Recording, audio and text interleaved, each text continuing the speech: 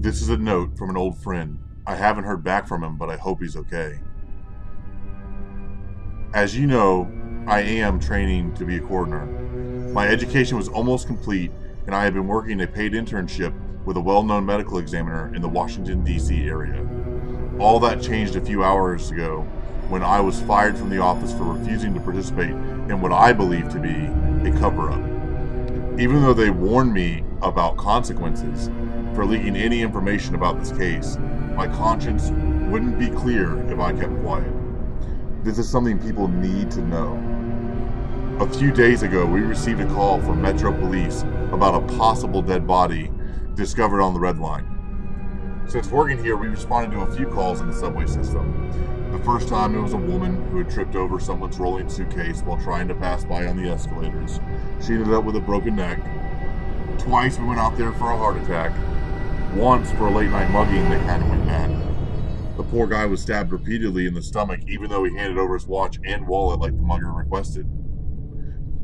So far, I haven't seen anything especially gory, and it was a bit of a letdown when the dispatch officer said the man was found just sitting on the train. Is it wrong that I've been looking forward to a call about someone either jumping or being pushed in front of the train? The interesting thing is the wording of the dispatch request, possible body. If the word possible is in front of body, maybe it's the paramedics that should be responding and not the coroner's office.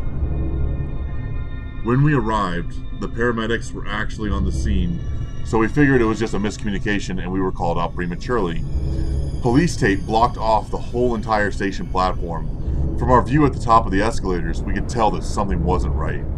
The paramedics stood outside the door in the train car, and they weren't actually doing anything except arguing and pointing at a body slumped up against the window inside. We could have left, but since it was a slow evening, we decided to take a look anyway, just to see what was going on. As we approached, I overheard some of the conversation between the two paramedics. "He's dead, right?" said the older of the two.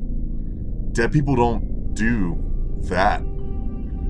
Do what, I thought. Once they saw us, they quickly agreed that the man was dead and promptly left the scene to us. Clearly, this wasn't a call they wanted to handle, and I can understand that.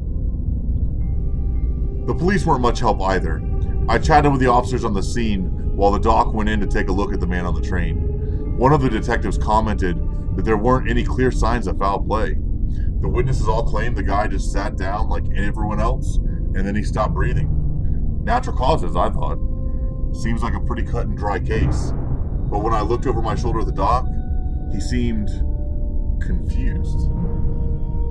"Look at this," he said to me as I walked into the train. As I approached, it seems like the man was just napping, like a lot of the train riders do when they don't know their stop is coming up for a while. "Look at what?" I asked. "His eyes." The man's head was forward, with his chin to his chest, so that I had to kneel down to get a good look at his face. As I'm doing this, the doc is talking out loud like he tends to do, just going over his mental checklist. Not breathing, no pulse, skin cold to the touch. Approximate time of death, 6 to 8 hours ago. I'm in the aisle of the train trying to make do with a pin flashlight since the dim lighting on the train wasn't helping things much. The man's eyes were open and they seemed to be staring at me. It's not uncommon, so I leaned in closer to help figure out what the doc wanted me to see so that I didn't look like an idiot, and then he blinked. I jumped back as quick as a mongoose would away from a cobra. "What the f—" I tried to say. "Exactly," the doc said. "Gotta be a muscle spasm, right?" "You would think," he says, "but watch this." He grabs the guy by the hair and pulls back his head.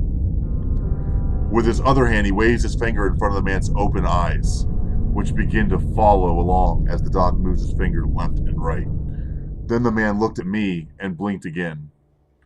"Have you ever seen anything like this before?" I asked. "No." "And he's dead?" "As a doornail." We let the officer in charge know that we couldn't determine the cause of death on sight. A full autopsy would need to be performed to make any kind of determination. She made a note in the report that this body had a tendency to follow you with its eyes and occasionally blink. Off the record, she told me that the whole case bothered her. The man, she said, didn't have any identification. Credit cards, watch, jewelry, a phone, or even money. All they found on him was a train ticket and a napkin. Once we had him back in the office, we changed into our examination coveralls. I was asked to deal with his clothing. The man watched me the whole time as I stripped off his business suit. He even winked at me once. Also, a few odd things were noted about the clothing. First, he wasn't wearing any undergarments. Normally people wear a t-shirt, boxers or briefs, and socks. This guy wore none of those things, but for some reason he had on two belts, one over the other.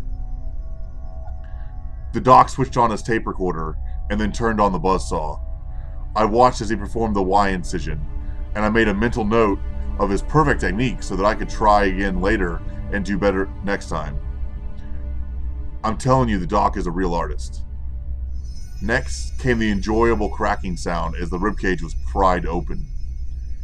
All while this was happening, the man's eyes watched us. I could almost swear he was smiling too. Over the next hour, the doc made notes as he did the exam. He handed me each organ to be weighed and cataloged.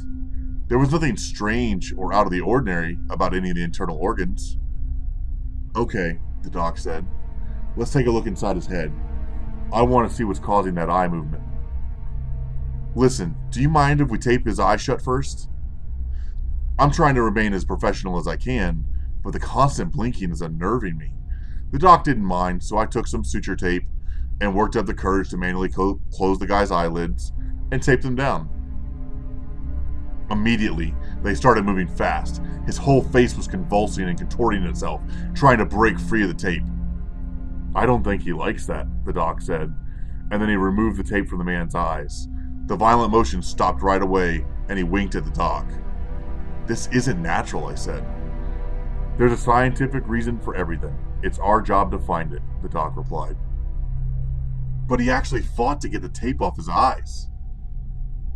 I guess he wants to watch. Now, do you want to remove the skull, or should I? I'm too shaken to handle the equipment, so I watch as the doc works the saw around the man's skull. The bastard is smiling. I'm sure of it. He's staring back at me, blinking his left eye, and then his right eye back and forth. I hear the familiar popping sound caused by the top of the skull being pulled off. Whoa. Okay, the doctor says. What is it? I ask as I'm walking around to see what he's seeing. The man's eyes follow me, of course. I think we might have to call this one in. Dear God, the brain was missing. Doc? I ask. Not now. Pack up and go home. I'll finish cleaning this up. He says this as he's already dialing a number on the phone. But just go. I'll call you later. It isn't a request. I know when to shut up and listen. I make my way to the door, knowing that the man is still staring at me. And don't say anything to anyone. The doc never called me back. Each time I tried to reach him, it went to voicemail. I tried to go back the next day. Security wouldn't let me in the building. They said I was to wait further instructions while on paid leave. That was 4 days ago. This morning, I hear a knock at my door. It's a man that says he's with the medical examiner's office, but he looks as if he's with the CIA or FBI or NSA or some other three-letter agency.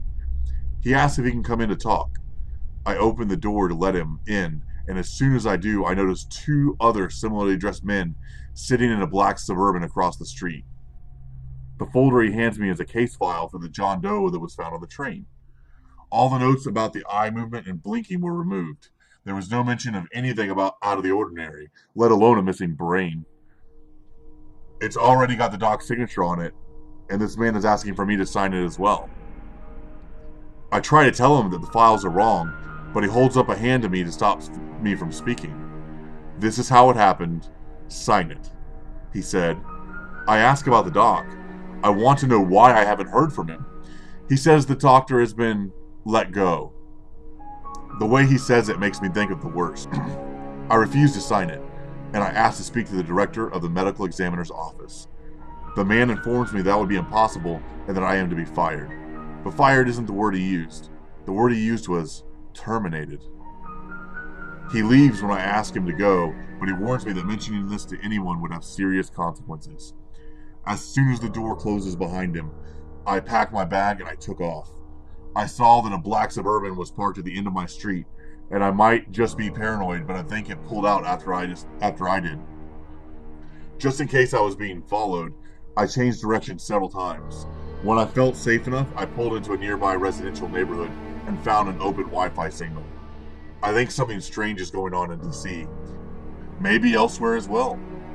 I don't know what it could be, but I feel like the doc and I stumbled on something we weren't supposed to know about, and now we're in danger. I found the doc's home number online. When I called it, it went straight to voicemail. I tried to leave a message for him, but the line went dead once I began talking. If someone is monitoring my phone calls, it's possible my car is bugged too, and they already know exactly where I am. Again, maybe I'm just paranoid, or crazy. Maybe there is a completely logical explanation for the Scarecrow Corpse that stares and blinks and winks and smiles. I can't imagine how anything like that could exist, or why. I'm scared. Really, really scared. I decided the only thing I could do to be helpful was to write this and email it out to everyone I know. Hopefully this information will make it to someone. If you receive this and haven't heard back from me by tomorrow, then I'm probably dead, and you'll know what I've written is true.